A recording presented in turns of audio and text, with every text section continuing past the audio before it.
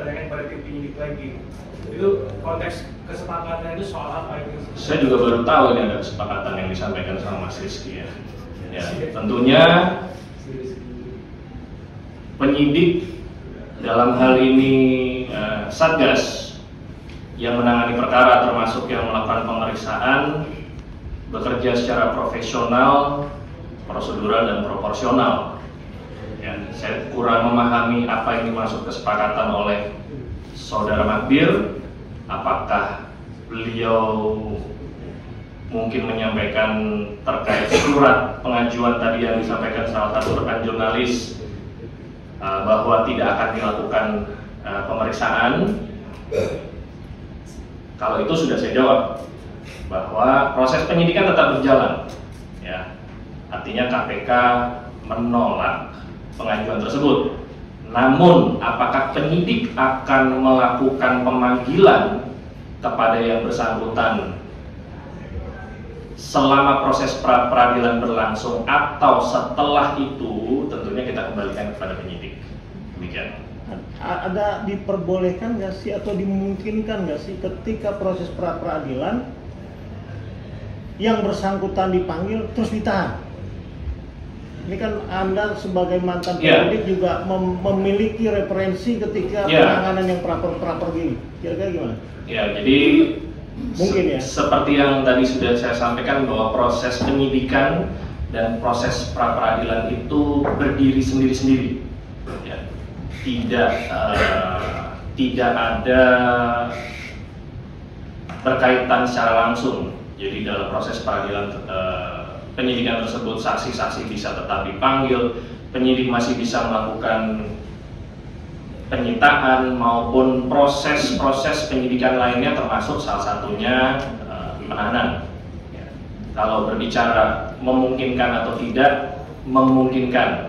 Apakah dilakukan atau tidak itu dikembalikan kepada penyidik nanti, termasuk jaksa. Di KPK ini, di mana penyidikan dan penuntutan berada di satu atap, penyidik dan jaksa penuntut umum ini bekerja sama dan saling memberi masukan. Kapan sebaiknya tersangka ini ditahan? Bagaimana alat bukti dalam pemenuhan unsur perkara? Ini menjadi salah satu kekuatan di KPK hingga pada saat perkara ini dilimpahkan ke persidangan nanti, untuk conviction rate-nya ini 100% atau mendekati 100% kalau melihat histori putusan pengadilan untuk perkara yang diajukan oleh KPK sampai dengan saat ini. Jadi kembali menjawab pertanyaan Mas Mario, itu dimungkinkan, tetapi apakah akan dilakukan nanti kita kembalikan prosesnya ke penyidik nanti. Mas, ini untuk mempertegas saja, untuk memilah dua kasus yang disangkakan terhadap tersangka HK. Dalam 1 atau 2 pekan ke belakang ini kan lebih pada pendalaman terkait dugaan PAW yang di Kalimantan. Hari ini dijadwalkan pemeriksaan terhadap Octavianus Hakim atau siapalah, Stefanus Hakim atau, dan satu lagi juga berkaitan soal anggota PAW di Kalimantan. Apakah memang akan ada konfrontir rencananya hari ini jika hakim sendiri hadir? Pertama, terus kedua, apakah memang dalam 1 atau 2 minggu ke belakang ini lebih fokus terhadap dugaan suap PAW di Kalimantan itu? Monggo, Mas. Ya, penyidik mendalami semua hal, terutama yang memang dibutuhkan dalam rangka pemenuhan unsur perkara. Jadi sebagaimana rekan-rekan ketahui, ada 2 perkara yang disangkakan oleh kepada saudara HK, dalam hal ini suap saudara Harun Masiku kepada saudara Wahyu Setiawan, dan juga menghalang-halangi penyidikan. Jadi pemanggilan penyidik terhadap saksi-saksi ini tentunya berputar pasal yang disangkakan maupun objek perkara yang disangkakan kepada saudara HK.